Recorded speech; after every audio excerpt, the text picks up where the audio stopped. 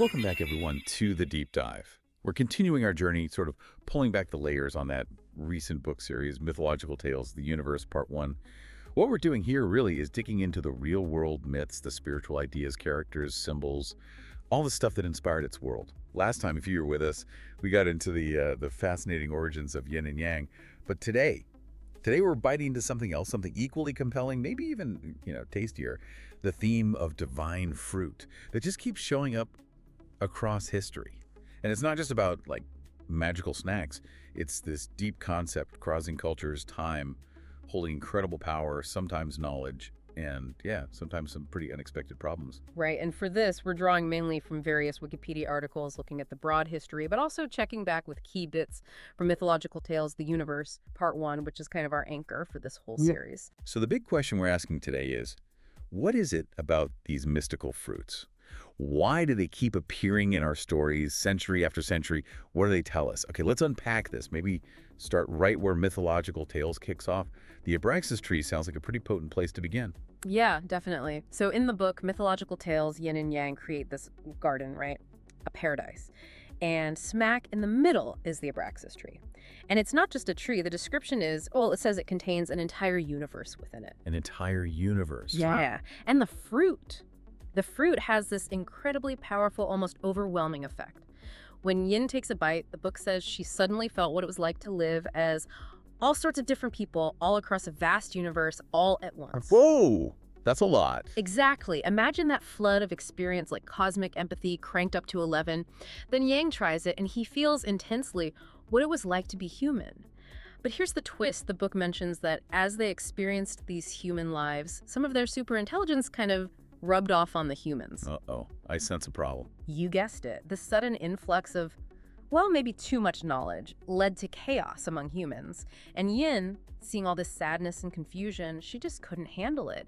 She stopped eating the fruit, and eventually she became petrified like stone. Wow. So this divine fruit offers this incredibly deep connection, this experiential knowledge, but it comes with a huge risk, Chaos. It's like a glimpse of ultimate understanding, but it's dangerous. That idea of overwhelming knowledge, maybe even dangerous knowledge from a fruit, that's powerful. And it's amazing how you see echoes of that or variations in so many older myths, right? Mm-hmm. How do ancient cultures imagine their own divine fruits? Oh, absolutely. This isn't a new idea at all. If you look back, especially to ancient Greece, you find this theme of fruit-giving divinity or immortality. Think about ambrosia. Right, the food of the gods. Exactly. It's often described as their food or maybe their drink, and the main point was if you consumed it, you got longevity or straight-up immortality. It's what gave the gods their ichor, their divine blood, instead of mortal blood.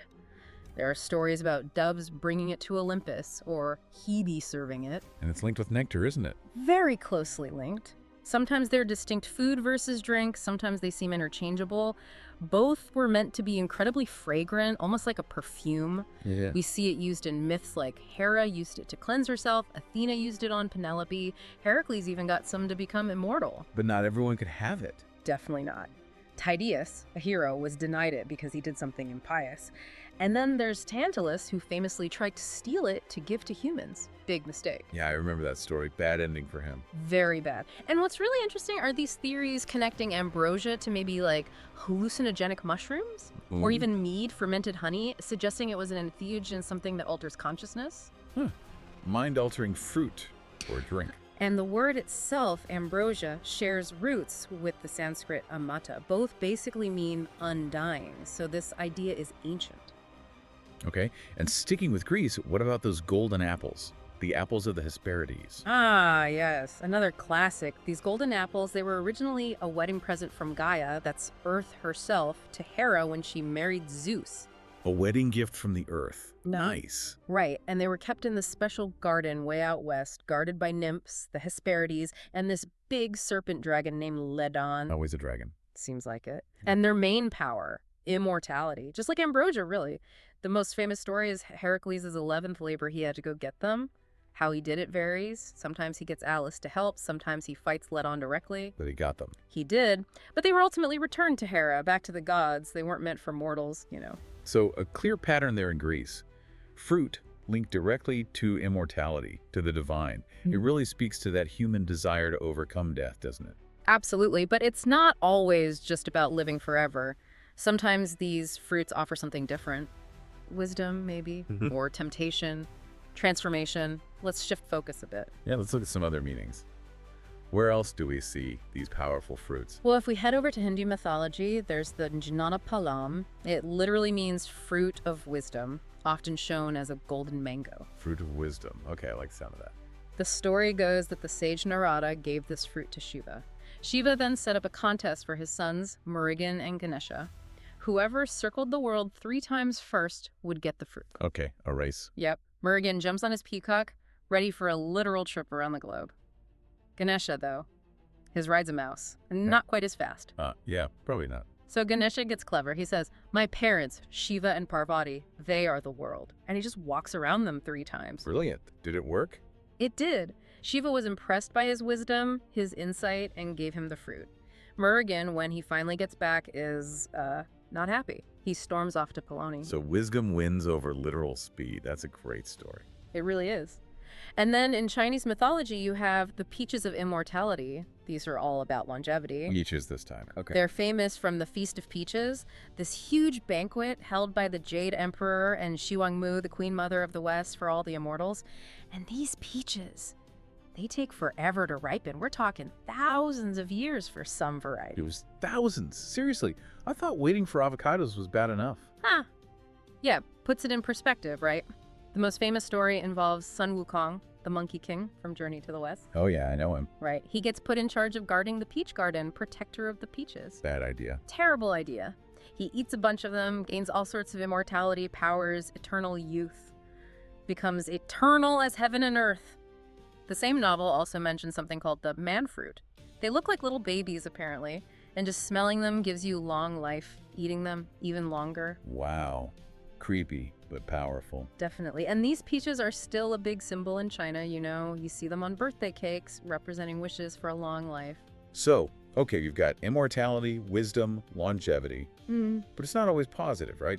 You mentioned temptation earlier. What about forbidden fruits? Or fruits that lead you somewhere?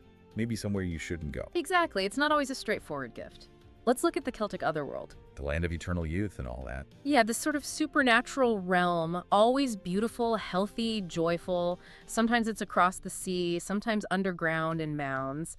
And the key thing here, often an otherworldly woman invites a hero into this realm by offering him an apple, or sometimes a silver apple branch. So the apple is like a ticket. An invitation. Precisely. It's the gateway. It lets you cross over into this other dimension where time is different, everything's magical.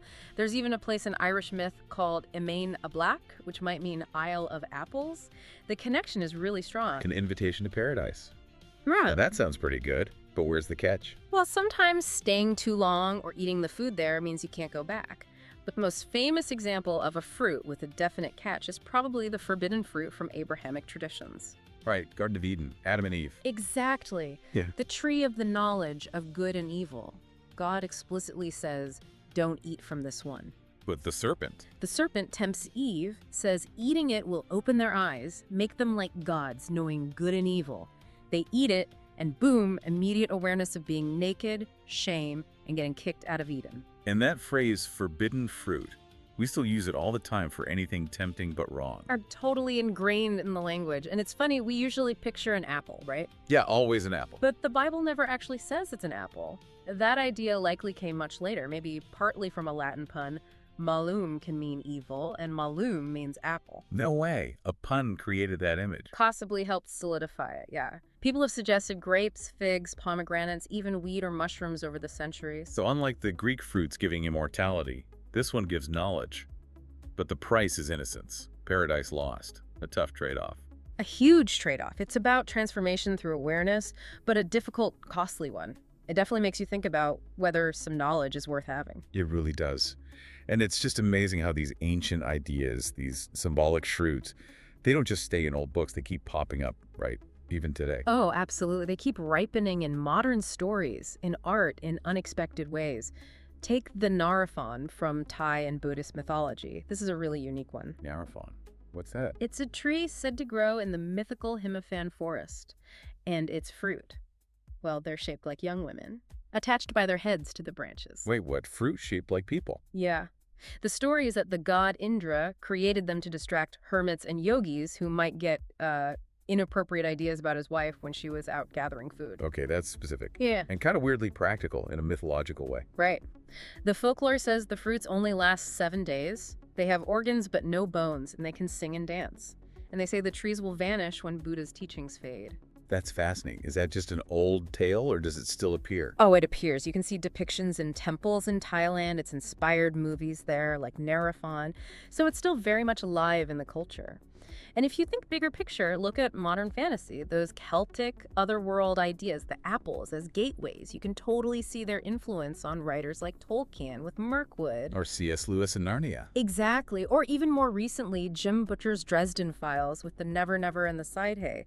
These otherworldly realms often reach through some natural portal or invitation. They owe a lot to those Celtic myths. And like we said, forbidden fruit is everywhere in just everyday talk. It really is. And, the Mythological Tales series that kicked off this whole deep dive, it's doing the same thing, taking these ancient archetypes, these powerful fruits, and reimagining them for new stories. It shows we're still fascinated by these ideas of transformation, power, temptation found in nature. It's incredible. So you see, whether it's that chaotic, overwhelming knowledge from the Abraxas fruit, or the immortality from ambrosia and the golden apples, Right. the wisdom in the Janana plum, the long life from those Chinese peaches, Yeah. the invitation to another world with Celtic apples, or that huge life-altering choice with the forbidden fruit. Yeah, all of them. There's so much more than just fruit, aren't they? There's symbols. Power, change, desire, knowledge, Yeah. all wrapped up in something that grows on a tree.